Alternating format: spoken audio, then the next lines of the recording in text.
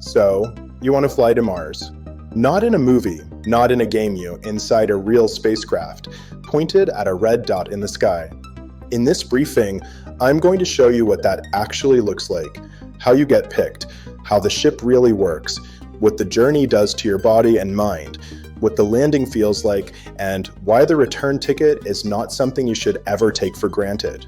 By the end, you'll know whether Mars sounds like the greatest adventure of your life, or the worst trip you could possibly sign up for. First, a hard truth: you don't buy a ticket to Mars the way you buy a ticket to a beach. The first people going are not tourists. They're a mix of test pilots, engineers, doctors, and very calm people who can fix a toilet in zero gravity at 3 a.m. without screaming. Selection is closer to special forces than to a cruise ship. Years of training. Isolation in fake Mars bases. Simulations where everything goes wrong on purpose. If you just want a cool line in your bio, when on Mars, this process will break you long before the rocket even lights up. Now, the ship. Forget sleek sci-fi cruisers. Your Mars transport is basically a flying industrial facility.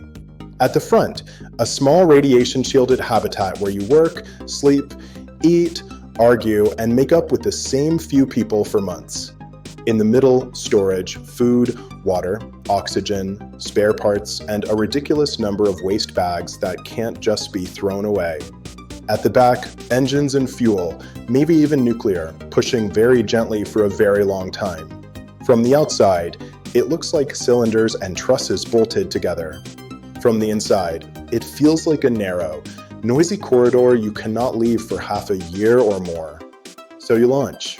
The first minutes are violence, G-forces, vibration, noise, then sudden silence.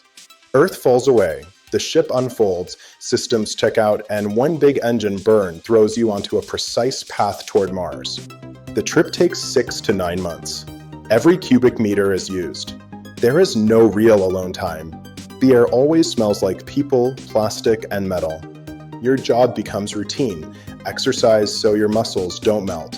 Fix whatever breaks, run experiments, repeat checklists, argue over stupid things, and then apologize because there is nowhere else to go.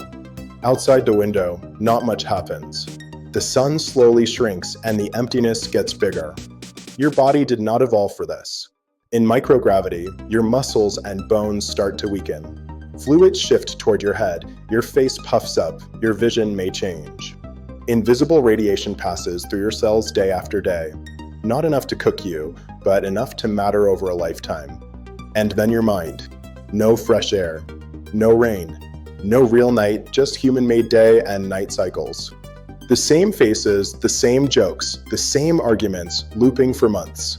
If someone starts to fall apart mentally, you can't send them home. You can't take a weekend off.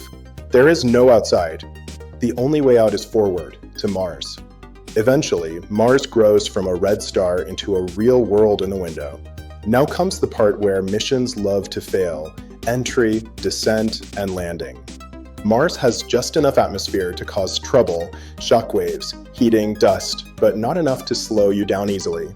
Your ship has to skim the atmosphere at insane speed, survive the fire, deploy parachutes, fire rockets, and somehow not crash into rocks or its own dust cloud.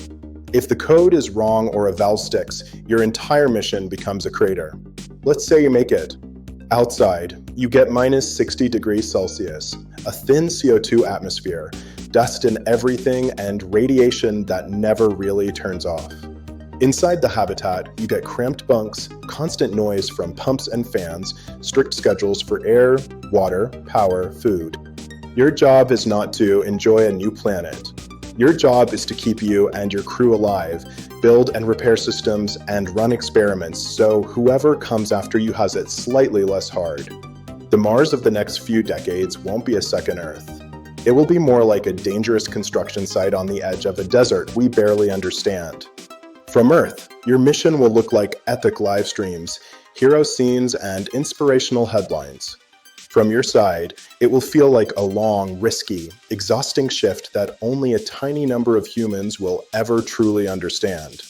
So here's the real question. If you had the skills, the training, and a confirmed seat on a real Mars flight within your lifetime, would you actually go? If you want more non-fantasy briefings about the future of space, hit subscribe and tell me in the comments, Mars, yes, or Mars, NOA.